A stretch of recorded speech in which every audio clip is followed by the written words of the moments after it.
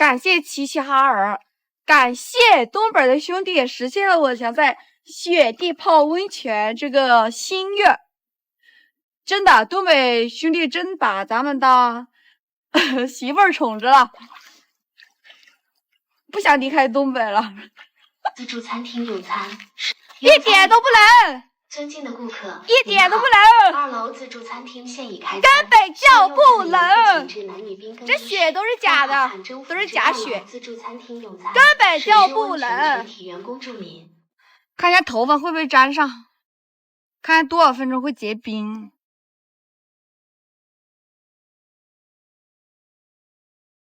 看看头发多少分钟会结冰。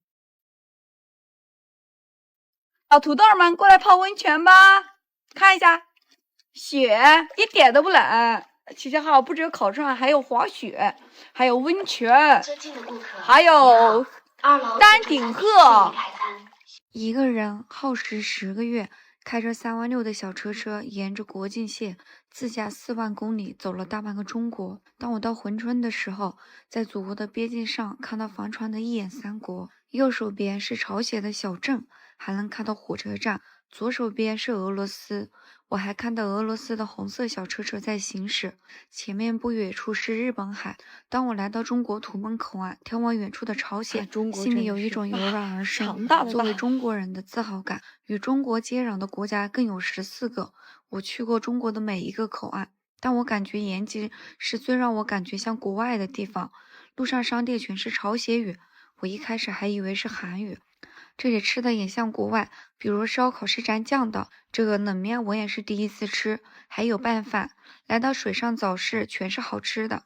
以前看电视剧，我还以为这些美食都是韩国的，但没想到都是我们朝鲜族的饮食。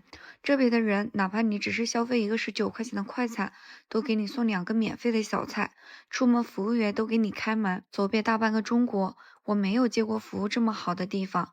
这里我也住到了最便宜60块钱的民宿，也能轻易找到停车的地方。我还去了民俗街体验了一回朝鲜民族服饰。这10个月，我见识了祖国的强大，体验了不同地方的风土人情，也遇到了很多的困难。当我车胎没气，我也会熟练的去找修理厂。师傅说：“你这个技术是刚考的驾照吧？”师傅热心的给我打气，只收我5块钱。走的时候喊我注意安全。我总是会被这种单纯、简单、善良的人性所感动。当我回过头看自己走过的每1公里，有时我可能脆弱的一句话就泪流满面，有时我发现自己咬着牙走了很长的路。我想未来会更难，但我也会变得更坚强。不知不觉在东北待了1个多月了。没来东北之前，我以为东北就是漠河的极光、哈尔滨和雪乡，还有延吉的朝鲜公主，还有吉林的雾凇、长白山的天池。随着对东北了解越来越多，我发现东北在我眼里是那仿佛带我穿越到60、70年代的知北村，是那一口好吃的锅包肉，还有那嘎嘎好吃便宜的街粉烤串、手工面，还有那没吃过的蛤蟆，是那穿大花耳柳秧歌，还有那平均身高1.7米的东北老妹儿。是当我走进731，看的那双被冰冻实验的手；当我走进通化杨靖宇纪念馆，看的那些曾为保卫祖国付出生命的英雄；当我走进通化东北抗日联军纪念馆，抗日女英雄赵一曼就曾在这里受到敌人的酷刑摧残。当我看到展馆加我只有3个游客时，我多想更多的人知道并来这里多了解中国曾经经历的苦难。我们现在的幸福生活又是多少人付出生命才得来的？英雄应该值得我们永远铭记。听说知北村取自庄子，知北有天地有大美而不言，四时有民法而不义，是指希望有一片土地可以让人们知道北方的一切都值得用心去感受并亲身去体验。我想这句话用来总结我在东北的感受再好不过了。东北的风特别大，每一扇大门都特别厚实，我力气小，开起来特别费劲，所以我总是等待有人来的时候帮我打开。我知道他们把每一个外地朋友当钱一样对待。在东北我也有了归属感，我没有觉得自己是客。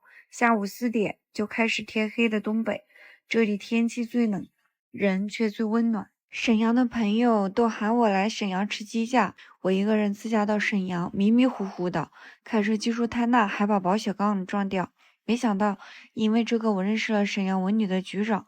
一想到是领导，我以为是非常严肃的人，没有想到是非常和蔼可亲的一个人。他说只要来沈阳旅游的朋友有困难，他看到都是第一时间去解决，就希望大家玩得开开心心的。我说我打算去故宫918张学良旧居，就热心的给我安排了讲解员，每一个讲解员都非常的认真的讲解，让我对这座城市有了更深的了解。我知道了，在故宫原来没有皇太极的寝宫，我想是因为他疼老婆，对自己小气，对喜欢的人大方。张学良旧居的建筑特别好看，在这里了解到了原来张学良喜欢米老鼠。我还一个人去了人来人往的百年老街中街，吃了一碗老鳖的饺子，还去了西讨民族文化街，吃了一碗人参鸡汤。我离开沈阳前，最后去的地方是抗美援朝烈士陵园，这里有10几万的烈士的遗骸，英雄不应该被遗忘。抗美援朝烈士陵园是值得我们每一个中国人这一生当中都应该来一次的地方。我走遍了东三省，沈阳是我来东北感受到游客之多仅次于哈尔滨的一个城市。我想这离不开城市每一个人的努力。为了解决游客问题，每天只睡4、5个小时的文旅局长，每一个认真工作的讲解员，热情的出租车司机，还有一直坚持做好吃便宜的商家，还有每一个热情的沈阳人。如果有机会，一定要来一次东北，感受这边的人情味儿，来到英雄的城市致敬英雄，来品尝这边的美食，希望沈阳越来越好。